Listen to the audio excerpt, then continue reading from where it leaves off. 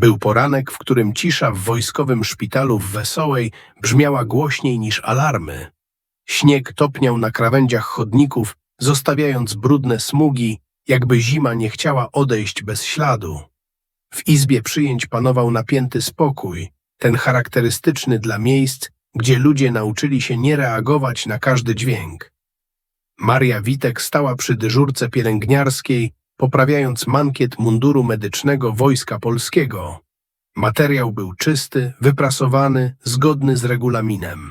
Zawsze dbała o szczegóły, bo porządek zewnętrzny pomagał utrzymać porządek wewnątrz. Miała 40 lat i twarz kobiety, która widziała więcej niż chciałaby pamiętać. Drzwi rozsuwane otworzyły się gwałtownie. Do środka wszedł mężczyzna w cywilnym płaszczu, wysoki, masywny, z oddechem urywanym jak po długim biegu. Jego oczy błądziły po sali w poszukiwaniu odpowiedzi, których nikt nie był gotów mu dać. Ochrona ruszyła odruchowo, ale zatrzymała się, wyczuwając coś niepokojącego. Maria zrobiła krok naprzód, nie podniosła głosu, nie wykonała gwałtownego ruchu. Jej postawa była prosta, spokojna, jak podczas porannego apelu. W powietrzu zawisło pytanie, którego nikt nie wypowiedział na głos. Czy to wystarczy? Mężczyzna zacisnął dłonie, a w jego ramionach widać było napięcie graniczące z utratą kontroli. Ktoś z personelu cofnął się instynktownie. Ktoś inny sięgnął po telefon. Maria patrzyła uważnie, licząc oddechy, obserwując drobne drżenie mięśni. Kiedy wszystko się skończyło, na podłodze leżał człowiek, który jeszcze chwilę wcześniej wydawał się nie do zatrzymania.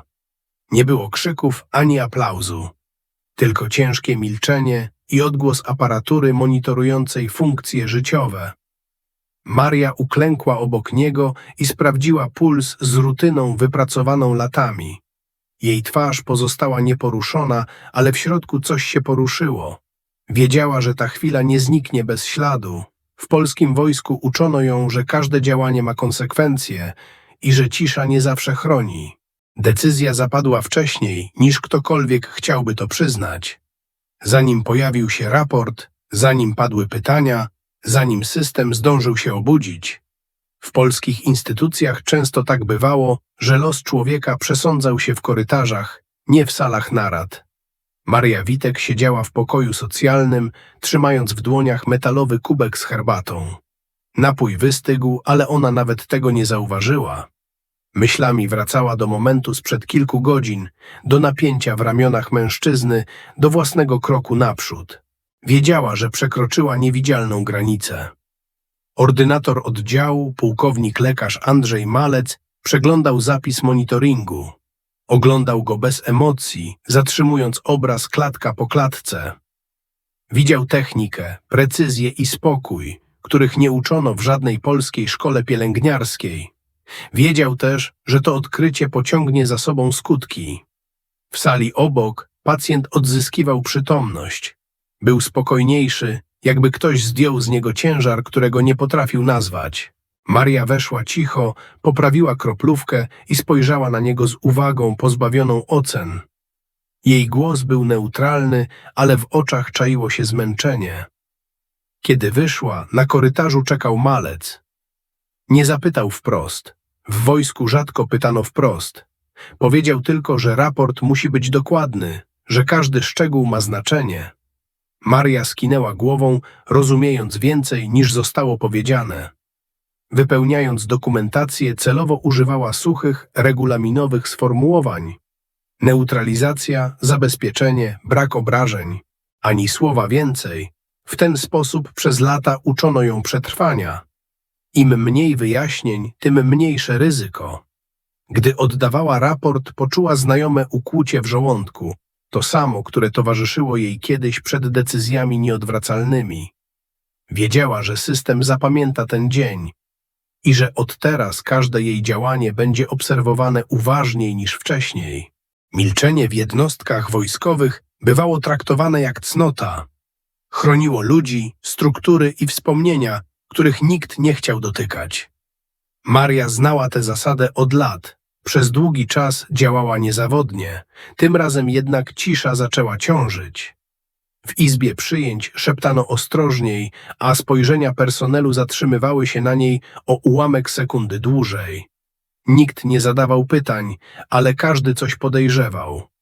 To był najtrudniejszy rodzaj napięcia. Do szpitala przyjechała Elżbieta Zawadzka z Warszawy, przedstawicielka administracji wojskowej. Oficjalnie miała skontrolować procedury, nieoficjalnie sprawdzić jedno nazwisko. Jej obecność była uprzejma, chłodna i dokładna. Rozmowa odbyła się w małym gabinecie z widokiem na zaśnieżony plac apelowy. Elżbieta nie podnosiła głosu. Zadawała pytania spokojne, precyzyjne, takie, które miały więcej wspólnego z przeszłością niż z wczorajszym dyżurem. Maria odpowiadała krótko. Trzymała się faktów, dat, regulaminów. W pewnym momencie poczuła, że każde kolejne zdanie odsłania niebezpiecznie dużo. Milczenie przestawało być tarczą, zaczynało być oskarżeniem. Na oddziale pojawił się nowy pacjent, żołnierz z Orzysza, z objawami, których nie dało się łatwo zakwalifikować. Maria zauważyła szczegóły, które innym umknęły. Zapach, reakcje, niespójność obrazu klinicznego.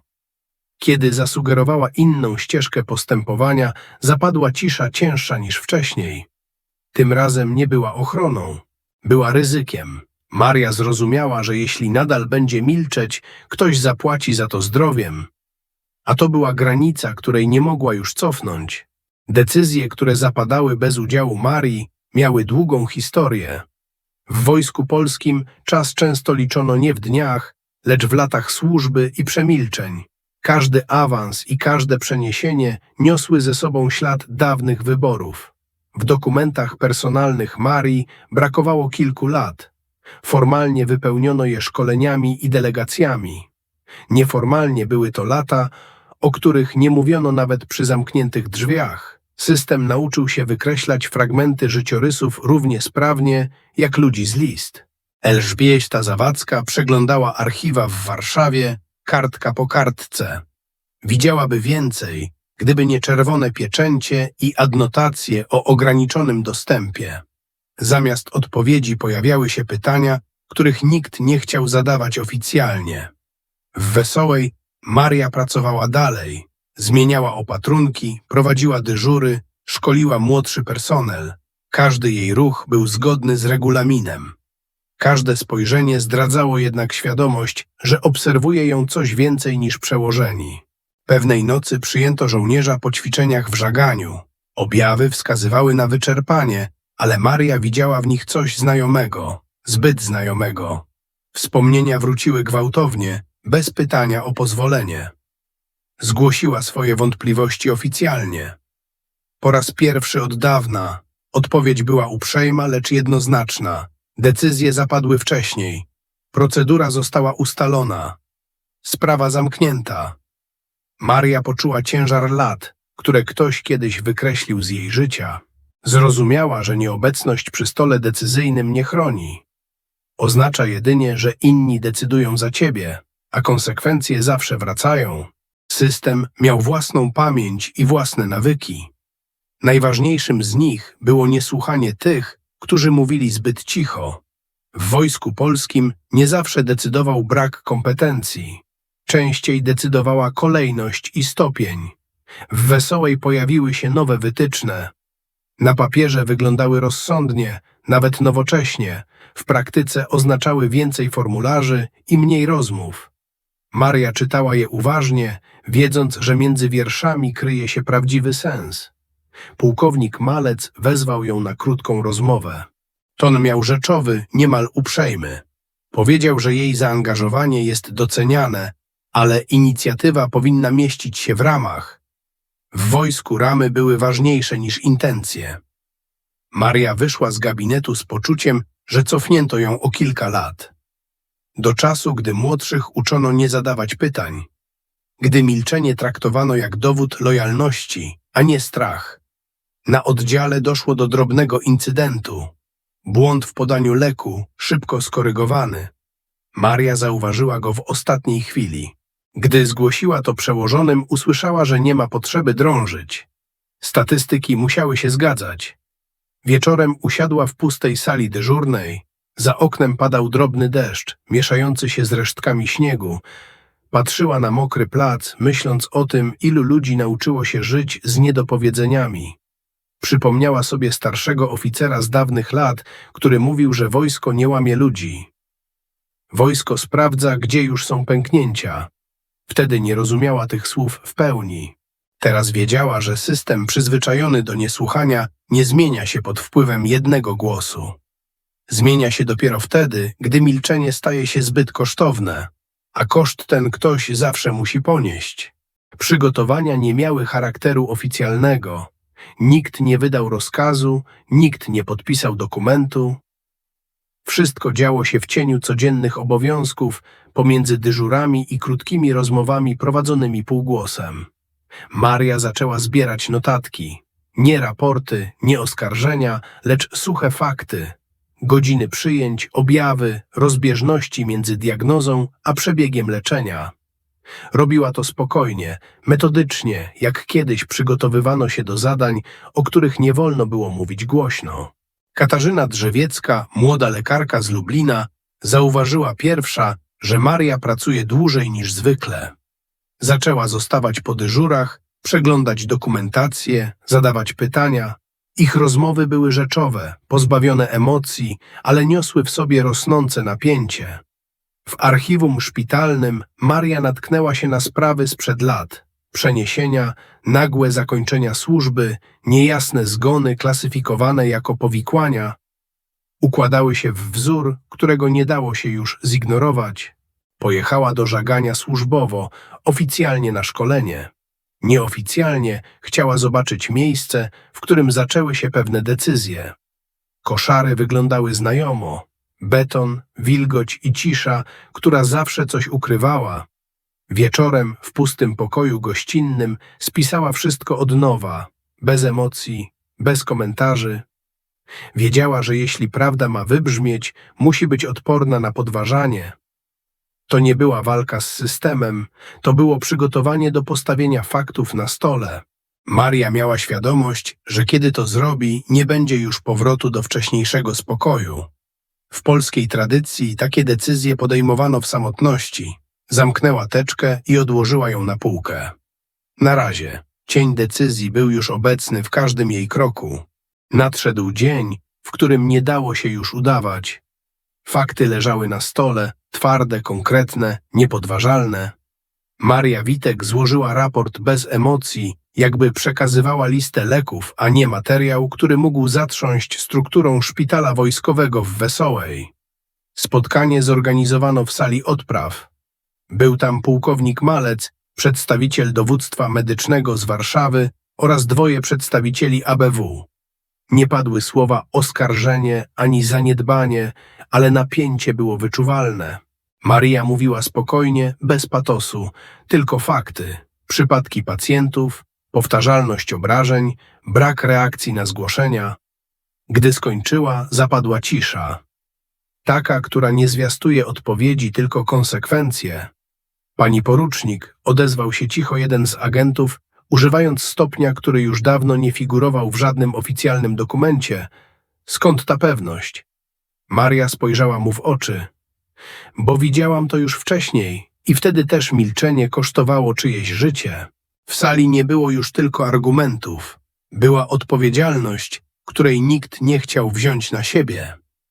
Pułkownik Malec odwrócił wzrok. Wiedział, że teraz nie wystarczy udawać, że nic się nie stało. Tymczasem na oddziale znów działo się coś, co nie pasowało do żadnego podręcznika. Młody żołnierz po powrocie z misji w Libanie miał objawy, które lekarze interpretowali jako uraz psychiczny. Maria dostrzegła w nich coś innego. Neurotoksyna. Zidentyfikowała substancję, zanim laboratorium wydało wynik. Jak pani to wie? Zapytał jeden z rezydentów. Nie uczyli nas tego. Bo nie wszystko, co ważne, można znaleźć w podręcznikach, odpowiedziała. Jej słowa nie były już tylko opinią, były dowodem i zaczynały zmieniać sposób, w jaki inni patrzyli na rzeczywistość wokół nich. Cena za przerwanie ciszy nie przyszła od razu. Najpierw pojawiło się milczenie. Nie to ciche i pełne szacunku, ale to ciężkie, oceniające. Spojrzenia, które unikały kontaktu. Rozmowy, które urywały się, gdy Maria wchodziła do pomieszczenia. Na tablicy dyżurów jej nazwisko zaczęło pojawiać się rzadziej. Zmniejszono jej zakres obowiązków pod pozorem przeciążenia emocjonalnego. Administracja szpitala próbowała rozegrać sprawę cicho, bez decyzji, bez podpisów, tylko przez zmęczenie i izolację. Katarzyna Drzewiecka została przesunięta na inny oddział. Oficjalnie na prośbę własną, nieoficjalnie, zbyt wiele pytań, zbyt bliskie rozmowy. Maria przyjęła to bez komentarza, ale czuła, że system reaguje tak jak zawsze, usuwając elementy, które zakłócają rutynę. Itan, pacjent z wcześniejszego incydentu, wracał do zdrowia. W międzyczasie zaczął bywać częstym gościem w szpitalu. Nie jako pacjent, ale jako człowiek, który zobaczył, co znaczy siła bez przemocy. Widywano go przy drzwiach oddziału, jak czekał, jakby jego obecność mogła coś zrównoważyć. Pewnego wieczoru ktoś porysował drzwi szafki Marii. Delikatnie, dyskretnie, ale wystarczająco, by przekazać wiadomość, że przekroczyła granicę, że są tacy, którzy pamiętają. Maria nie zareagowała, tylko usunęła ślad i wróciła do pracy. Wiedziała, że prawda kosztuje. W przeszłości płaciła już podobną cenę, ale tam, gdzie teraz była, wśród pacjentów, wśród tych kilku ludzi, którzy zaczęli zadawać pytania, wiedziała też, że coś pękło.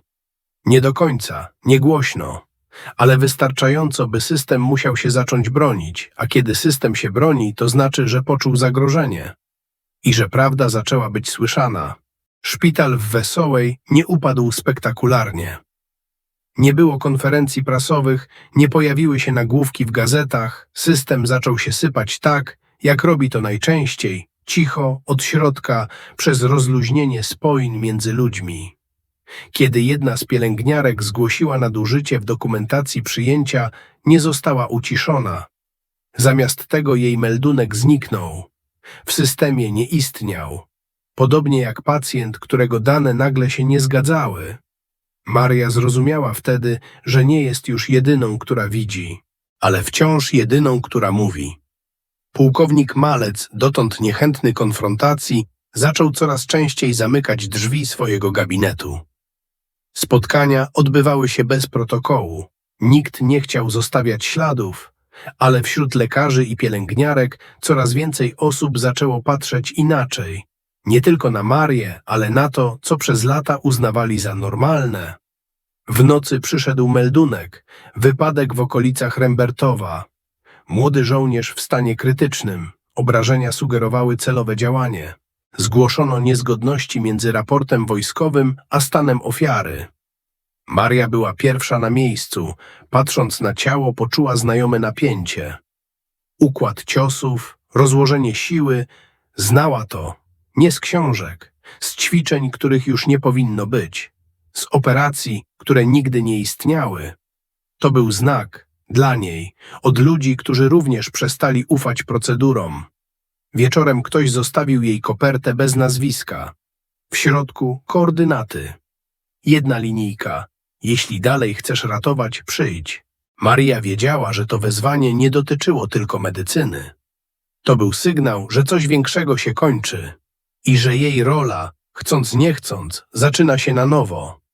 W miejscu, którego próbowała unikać przez lata. Wiedziała, że teraz musi wybrać, milczeć znowu albo wrócić tam, gdzie nikt nie wraca bez blizn. Na sali operacyjnej panował chłód. Nie od klimatyzacji, lecz od świadomości, że to, co działo się tej nocy, nie miało już nic wspólnego z rutyną. Maria Witek stała przy stole, prowadząc intubację z precyzją, jakiej nikt nie uczył w wojskowych akademiach medycznych. Pacjent nieoznakowany, bez dokumentów, z obrażeniami zbyt profesjonalnymi jak na zwykły napad, był cichy, ale jego ciało mówiło wiele.